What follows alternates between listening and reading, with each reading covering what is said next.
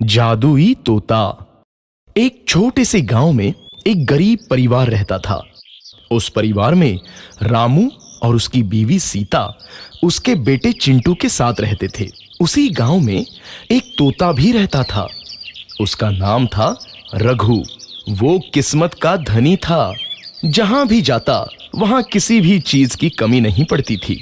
एक दिन रघु उड़ते उड़ते उस गरीब परिवार के घर गया। रघु सोचता है, अरे वाह, लगता है यहाँ आज बहुत अच्छा खाना मिलेगा। मैं पेट भर के खाऊंगा। वो एक कटोरी में रखे अमरूद देखता है। अरे वाह, अमरूद, मुझे तो ये बहुत पसंद है। मैं तो इसे पेट भर के खाऊंगा। रघु तोता अमरूद खाने ही लगता है। तभी सीता रघु को अमरूद खाते देखती है तो गुस्सा हो जाती है और उसे वहां से भगा देती है। भाग यहाँ से, न जाने कहां से आ जाते हैं। मैं तो परेशान हो गई हूं इनसे। सीता के भगाने के बाद रघु चुपचाप से एक कोने में रहता है। धीरे धीरे उस परिवार की बरकत होने लगती है। एक दिन रामू और सीता खाना खाते वक्त बातें करते हैं। आजकल हमारी बहुत तरक्की हो रही है, काम भी अच्छा चल रहा है। रामू कहता है। इस पर सीता कहती है, सच कहा, भगवान हमेशा ऐसे ही हम पर मेहरबान रहे। बेटा चिंटू भी कहता है, पिताजी, मुझे खिलौना लेके दो ना, मेरे सभी दोस्तों के पास है। रामू कहता है, ठीक है, जरूर लाऊंगा। सीता कहती है, कितने खुश है सब, मेरे परिवार को किसी की नजर ना लगे। एक तरफ ऐसी बातें होती हैं तो दूसरी तरफ रसोई में रघु तोता भी अमरूद खाते रहता है। मजा आया, अमरूद खाया, मजा आया, अमरूद खाया, मजा आया। तभी सीता रसोई में आती है और रघु तोते को अमरूद खाते देख बहुत गुस्सा होती है। सीता रघु को बाहर निकालने के लिए पिंजरे में अमरूद रखती है। रघु जब अमरूद खाने लगता है तो पिंजरे का दरवाजा बंद हो जाता है और वो उसमें फंस जाता है। मुझे बाहर निकालो, मैं यहाँ फंस गया हूँ, मुझे बचाओ। अगले दिन सीता पिंजरा उठाकर बाहर दूर उस रघु को छोड़ देती है। रघु के जाते ही उनके घर आई बरकत धीरे धीरे कम हो जाती है। उन्हें बहुत घाटा होता है। सीता कहती है, ये क्या हो रहा है? अचानक इतना कैसे बदल गया?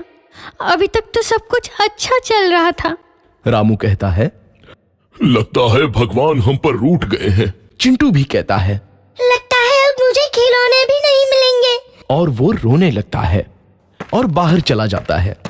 कुछ दिन बाद रघु तोता फिर से उस घर में आता है। वापस आया, मैं वापस आया, अब मैं जमकर अमरूद खाऊंगा।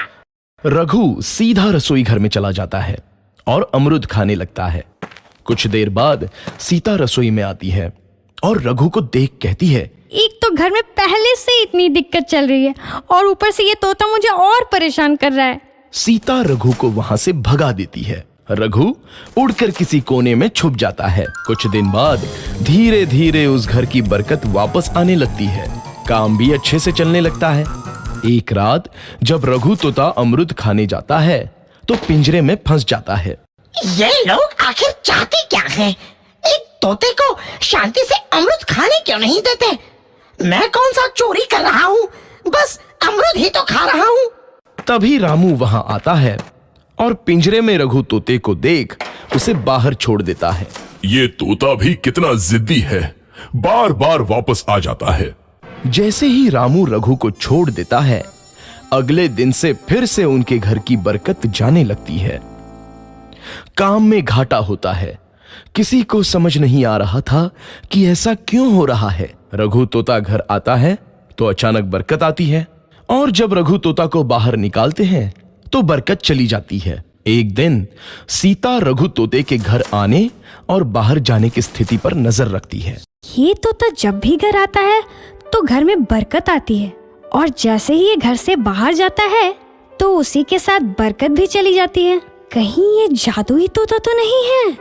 अगली बार जब ये तोता घर आएगा तो मैं इसे कहीं नहीं जाने दूंगी। सीता रघु का बहुत इंतजार करती है लेकिन रघु तोता दोबारा उस घर में कभी नहीं आता।